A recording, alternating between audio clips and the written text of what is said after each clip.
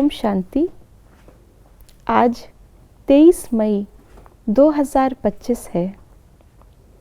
बाबा हमें इस अनादि अविनाशी ज्ञान से पावन बनाते हैं।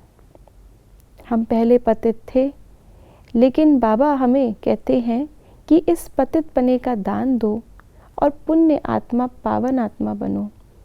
तो पुण्य आत्मा कौन कहलाई जाती है और कैसे पुण्य आत्मा हम बने, ये युक्ति आइए सुनते हैं आज के बाबा के अव्यक्त इशारों से। इस ईश्वरीय सेवा में बड़े से बड़ा पुण्य है पवित्रता का दान देना। पवित्र बनना और बनाना ही पुण्य आत्मा बनना है, क्योंकि किसी आत्मा को आत्मघात महापाप से छुड़ाते हो। अपवित्रता आत्मघात है, पवित्रता जिये दान है। किसका दुख लेकर सुख देना, ये सबसे बड़े ते बड़ा पुण्य का काम है। ऐसे पुण्य करते करते पुण्य आत्मा बन जाएंगे।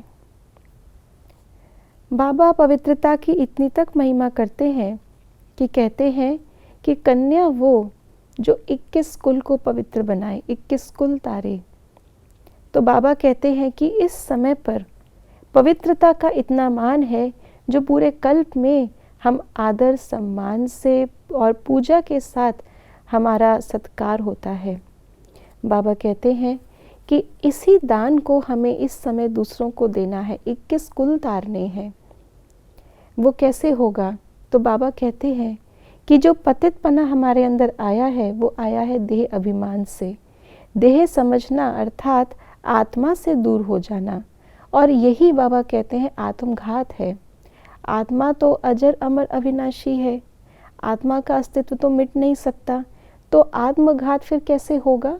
अगर आत्मा के गुणों का घात करते हैं, आत्मा की स्मृति का घात करते हैं, तो वो आत्मघात होता है। और सबसे पहला आत्मा का जो गुण है जिसका घात होता है जब वाम मार्ग में जाते हैं देवी देवताएं, वो होता है पवित्रता का।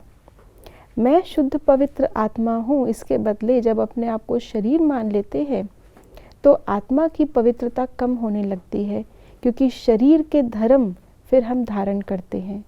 शरीर के धर्म अर्थात शरीर की धारणाएं, मैं फलाना हूँ, मैं स्त्री हूँ, मैं पुरुष हूँ।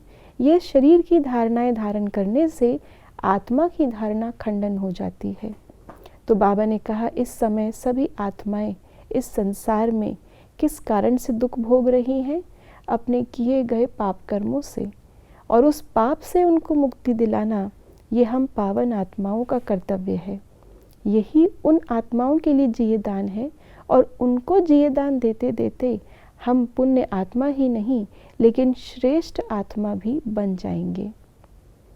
ओम शांति।